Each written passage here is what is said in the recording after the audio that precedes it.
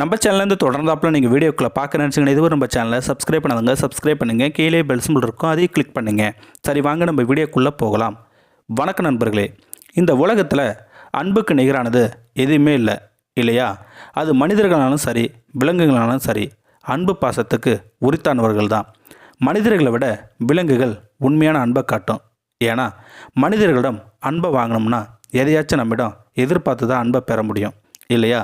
பொண்ணு பொருள் இது இரண்டுமே இருந்தால் தான் மனிதர்களிடம் அன்பை வாங்க முடியும். இல்லைனா அவர்களை நம்மளை துச்சமாக தூக்கி எறிஞ்சிடுவாங்க இல்லையா?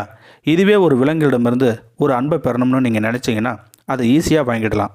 எப்படின்னா, ஒரு நாயோ ஆடோ மாடோ அல்லது பூனையோ இதுகிட்டேருந்து நாம் அன்பை பெற முடியும். இந்த மாதிரி விலங்குகளிடமிருந்து நாம் பாசத்தை காட்டினோம்னா அது பல மடங்கு நம்மளை விட காட்டும். ஏன், ஒரு சில டைமில் நம்மளுடைய உயிரை காப்பாற்றுற சூழ்நிலைக்கு கூட கொண்டு போகும். இதில் முக்கியமானது அன்பு மட்டும்தாங்க இல்லையா? இங்கேயும் அப்படி தான் ஒரு சம்பவம் நடக்குது. அது எங்கே நடந்தது அப்படிங்கிறதான் இப்போ நம்ம பார்க்க போகிறோம். சரி, வாங்க நம்ம வீடியோக்குள்ளே போகலாம். இந்த வீடியோவை ஸ்கிப் பண்ணாமல் முழுமையாக பாருங்கள், அப்போ தான் உங்களுக்கு புரியும். உண்மையான சம்பவத்துக்குள்ளே போகணும்னா ராஜஸ்தான் மாநிலத்தில் நடந்தது. ராஜஸ்தான் மாநிலத்தில் காச்சோரா நகரில் ஒரு வயதான முதியவர் இருக்கார். அவர் பேர் ராஜஸ்தாரா. அவருக்கு வயது 70 இருக்கும். அந்த முதியவர் விலங்குகளின் பிரியர்னு கூட சொல்லலாம். ஏன்னா அதிகமாக ஆடு, மாடு, கோழி, பூனை, மயில் இது போன்ற விலங்குகளை வளர்ப்பார். அதுலேயும் மயிலுன்னா அந்த முதியவருக்கு ரொம்ப பிடிக்கும். மயிலை சின்னதுலேருந்தே வளர்த்துக்கிட்டு வராரு அந்த முதியவர். கடந்த 4 ஆண்டுகளாகவே அந்த மயில்களை வளர்க்குறாரு. அதுலேயும் ஆண் மயில், பெண் மயில் இரண்டுமே இருக்குது. எப்பயுமே பெண் மயிலை ஆண் மயிலை பிரியவே பிரியாதான். அந்த அளவுக்கு அன்பையும் பாசத்தையும் காட்டும் அந்த ஆண் மயில். ஒரு நாள் பெண் மயில் தானியங்களை சாப்பிடலனா கூட ஆண் மயில் சாப்பிடவே சாப்பிடாதான். அந்த அளவுக்கு அன்பை பொழியுது அந்த ஆண் மயில். ஒரு நாள் அந்த முதியவர் மயிலுக்கு தேவையான அரிசி, கம்பு, கோதுமை இதை 3மே எப்பயும் போல் வழக்கம் போல் கலந்து போட்டார் அந்த முதியவர். ஆனால் அந்த பெண் மயில் சரியாக தானியங்களை சாப்பிடவே இல்லை. இதை கவனித்த ஆண் மயில் அந்த பெண் மயிலை போய் குத்திக்கிட்டே இருந்ததான்.